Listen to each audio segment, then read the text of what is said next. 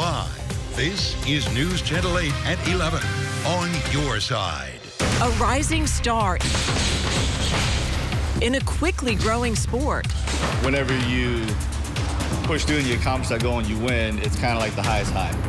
A local firefighter hoping to inspire others with his fists and his words.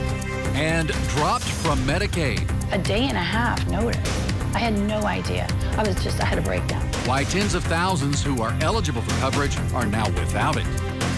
That's their own ignorance. And we don't really care about their ignorance. Plus, celebrating Pride 1 week after county leaders rejected a proclamation of LGBTQ support. Good evening, I'm Jennifer Lee. And I'm Keith Kate. Thank you for joining us tonight. As storms move through the Bay Area today, a small waterspout made it onto the shore of Clearwater Beach. This is near Lifeguard Tower number 2, they say, and you can see the people running out of the way as the strong winds sucked debris into the air and tossed it around. 2 people were hospitalized with minor injuries after being hit by some of that flying sand and litter. Yeah, Max Defender 8 meteorologist Rebecca Berry standing by for us right now with more. Those are some impressive images behind you. They are. Normally, waterspouts tend to fade a little bit more before they get on shore. Typically, they only damage awnings, but it looks like umbrellas and some of those canopies were getting lifted.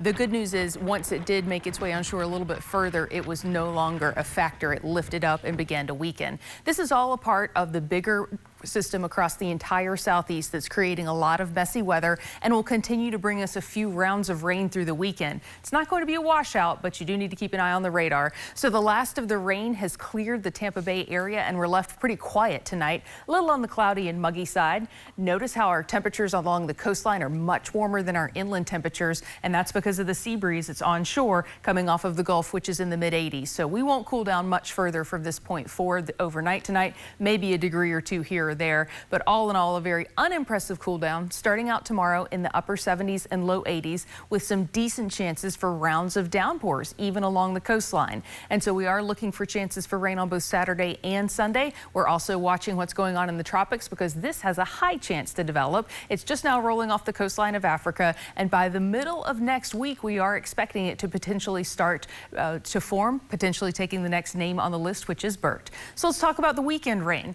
We've got rain chances tomorrow. You can see them stretching from the Nature Coast all the way into Polk County, all the way down to Highlands County, but some areas staying a little bit drier, especially along the coastline.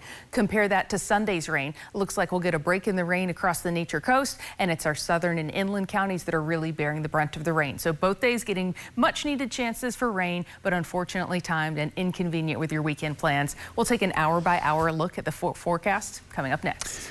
Thank you, Rebecca. Today we got to look at a Florida deputy's close call that was caught on video. This is body camera footage right here showing an Escambia County deputy washed away into a drainage pipe during heavy storms.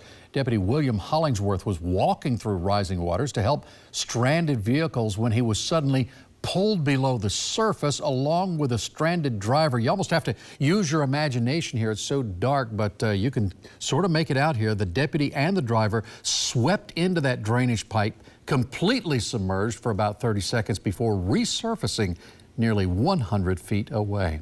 And take a look at where this driver ended up today. The road had given way during a water main break, and the driver didn't see the danger until it was too late. The truck plunged into the hole this morning in Titusville. However, the driver was able to crawl out of the vehicle and was not hurt. Some frightening moments for a Bay Area teenager caught on camera. Just look at this. Newly released body camera video shows a man being arrested shortly after investigators say he broke into a Riverview house while the teen was there alone. It happened on Wednesday. Hillsborough County investigators tell us the guy kicked in the front door, and when he did, the teen was able to lock the door, quickly climb out her bedroom window, and then call for help. Not long after, a K-9 officer arrived and found Cody Mond hiding inside a bathroom. By locking the door, by calling 911, you know, this situation could have been a lot differently if she wasn't thinking as quickly as she was. Mond has been previously arrested on drug charges, and tonight he is locked up again on charges including burglary and trespassing. A suspect finally gave himself up today after a standoff with police at a St. Petersburg bank. It happened at a Wells Fargo bank on US 19 at 22nd Avenue North. The bank manager called to report a man with a gun inside the building right around 12:30. Police identified the suspect as Jose Albister. They tell us he did not try to rob the bank and he did not hold anyone hostage. And right now, we still don't know what he's being charged with. We've only been told that the investigation continues. A very good dog helped stop a huge shipment of drugs from making it into the United States. Take a look at that. Those are bricks of cocaine, 167 pounds in all. The drugs were discovered on a sailboat in the Florida Keys. And that's Mako, the canine who sniffed it all out. The boat was coming in from another country earlier this week, but didn't check in with customs, which was the red flag. The cocaine, by the way, is valued at $2.6 million. Mako looked proud of himself. Well, the biggest budget in Florida history is now approved, and it will send billions of dollars to the Tampa Bay area. When Governor Ron DeSantis signed the state budget yesterday, he approved several Tampa area-related projects. One big-ticket item, the construction of a Tampa Bay General Behavioral Health Hospital.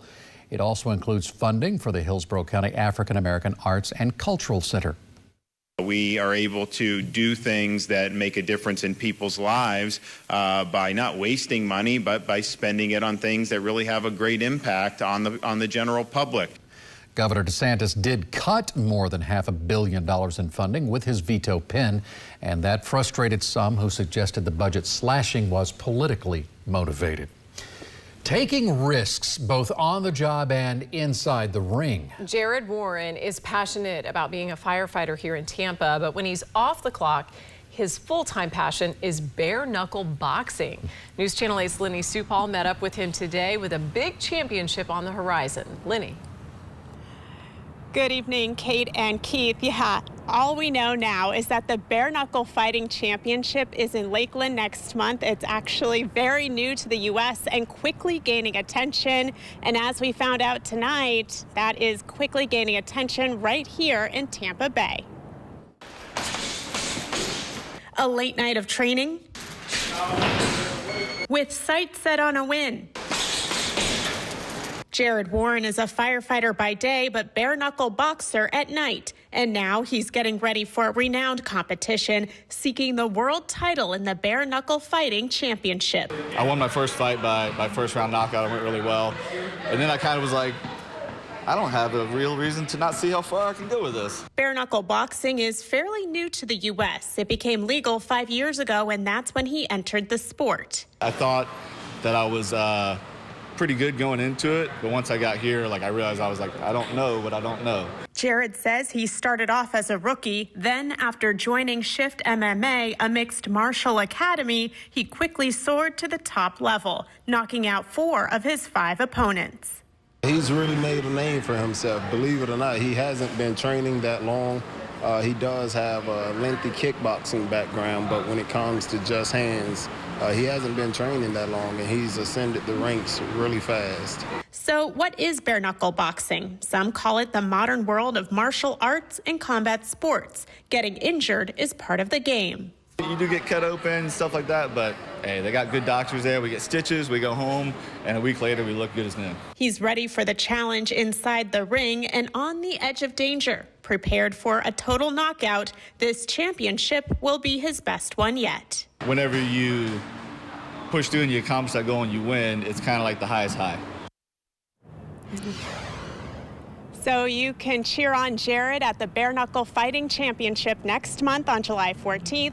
We have all the details and how you can get a ticket on our website. Reporting live in Tampa tonight, Lenny Supal, 8 on your side. Thank you, Lenny. And you are looking live right now at the Kennedy Boulevard Bridge in downtown Tampa from our News Channel 8 tower camera. It's going to change colors there because this weekend through Monday, the bridge will be lit in yellow, red, and green to commemorate the newest federal holiday, Juneteenth. And today, city officials raised the Juneteenth flag over Old City Hall, followed by a festival at Likes Gaslight Park.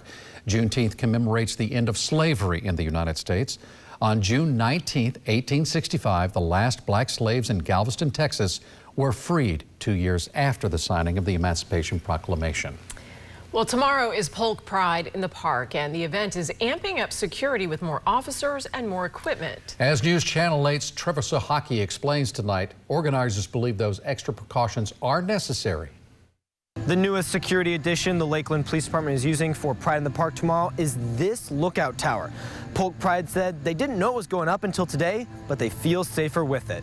that makes me feel good. Obviously, the Lakeland Police Department is taking this seriously, that they want to make sure that we are safe. Polk Pride Vice President Carrie McCoy said the organization hired 7 officers for security, and several more will be on regular patrols around Munn Park. This year we have stepped it up. We've hired more just because of the current climate. So we felt like it would be safer to have more police presence. She said the officers will escort drag queens to and from dressing rooms. McCoy said Lakeland PD expects the performances to be kid appropriate. That they send in pictures of their outfits to us as a board to approve beforehand, and for us to also get a copy of their music to make sure that it is family friendly. Polk Pride said they do expect protesters, especially after they said some were outside a kids' pride event earlier this week. Because there are eternal consequences to your actions! McCoy said she was angered by this, but added there will be a free speech zone at tomorrow's event. The county's better off if we don't celebrate or embrace or proclaim anything about lifestyle or sexual orientation. This comes after the Polk County Commission last week rejected an LGBTQ+ Pride Month proclamation. A man can become a woman, that a man can have a baby. Those things just simply aren't true, and that the fact that we're accepting that in society seems a little bit crazy to me. But Polk Pride said the increased security is because of the political climate, not the rejected proclamation. Polk Pride said that they've rented the park and 2 streets around it, so if protesters step out of that free speech zone, Polk Pride said they're trespassing. In Lakeland, Trevor Sahaki, 8 on your side. 34 million people across the country are struggling with food insecurity, according to the U.S. Department of Agriculture. And every year, employees of WFLA TV's parent company, Nexstar, mark the Founders' Day of Caring by taking some extra time to give back to the community. And once again this year, we worked alongside volunteers at Feeding Tampa Bay, helping to sort more than 14,000 meals for local families. Leaders at the nonprofit say it takes a village to keep families fed, especially during a time when many are feeling the struggles brought on by inflation.